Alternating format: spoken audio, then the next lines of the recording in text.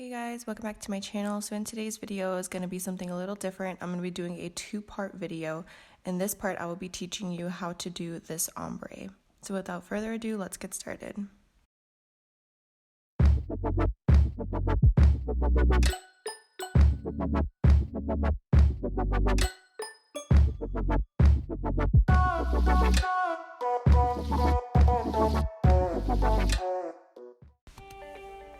Alrighty, so to start off this tutorial, I'm just showing you the items that I use. So Sash and Flushed are my colors, Vivien Clear to cap the ombre in the end.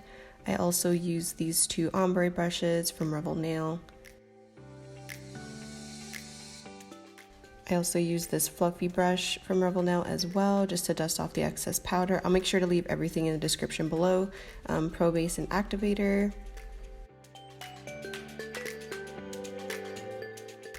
These orange buffers that I get from Amazon, and these files from Revel Nail as well.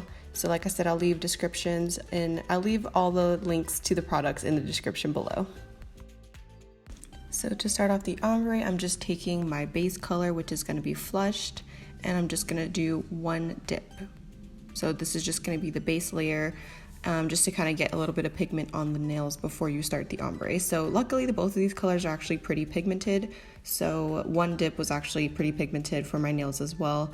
And once you do the ombre on top, it'll just build up the opacity. So just one dip just for the base, and then we will move on to the next step.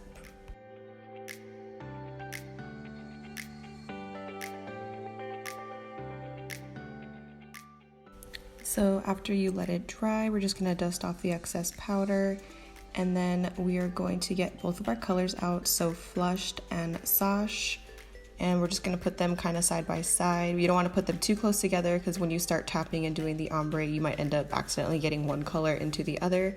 So I just kind of have them separated. Now what we're going to do is we're going to apply a generous layer of base. So you want to make sure that you apply a kind of thick layer just so that it stays wet long enough so that you can complete your ombre. If you put too thin of a layer, it's going to dry a little bit too quickly. So here now I'm taking one of my brushes. That's why I have two. I have one for the darker color and one for the lighter color. And you just kind of want to start at the bottom because each brush is kind of different. So depending on what brush you use to ombre, some brushes deposit pigment from the middle of the brush, the tip of the brush. This brush in particular, once I dumped it into the powder, it kind of deposits it from like the middle of the brush, if that makes sense at all. So you kind of have to play around with it. And so I just took the first color and now I'm just taking the second color and doing it towards the cuticle area. So this is kind of a higher ombre, as you can see in this inspiration picture that I used. I made the ombre a little bit higher, so you can go lower, you can go higher, whatever you prefer. But I was just kind of trying to go off of the inspiration picture, so that's why my ombre is a little bit higher than you normally see it.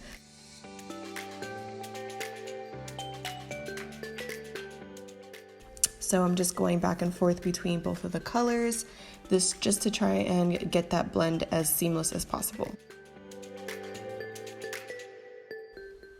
So this is what the ombre is looking like so far. And I'm just going to be going back and forth between both colors because the liquid is still wet. As you can tell, there's a few spots that go shiny, so that just shows that there's still a lot of excess liquid that can be absorbed by more powder. So just going to go back and forth a few times and then let it dry, and then we're going to move on to the next step.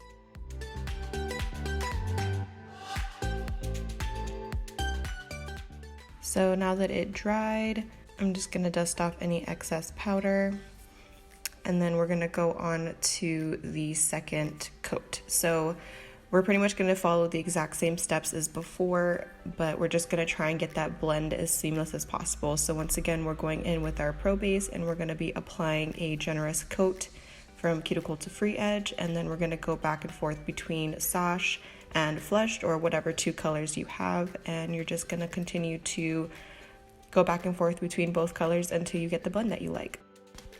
So I am by no means perfect at this. I still feel like I need a little bit more practice, but this is just kind of what worked best for me. So maybe this method would be helpful for you guys as well. Because these colors are kind of really different from each other. I mean, they do blend well, but I feel like it'd be a lot easier to blend like a light pink with a white, or, you know, just colors that kind of complement each other a little bit more. So this was kind of a little bit harder to do because the Sash color is really dark and Flushed is really light. So I did my best. Hopefully it came out okay for you guys. Luckily the art that I did over top kind of covered any imperfections. But now that we are done with our ombre, I put the colors away because all we needed is 2 because both colors are completely opaque.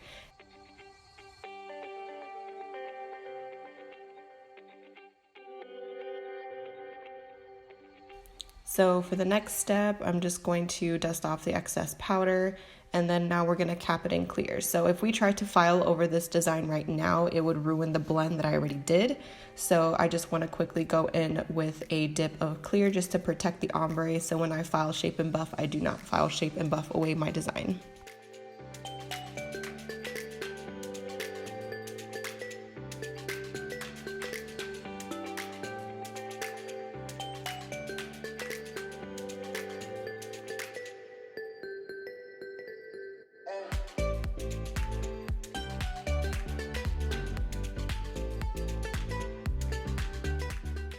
Now we're going to move on to applying our activator. So I actually applied about 1 to 2 coats, and then I just put the swatch stick in this little stand. If you saw my swatch video, you would have remembered this from that, but it's just to keep it off of the napkin pretty much.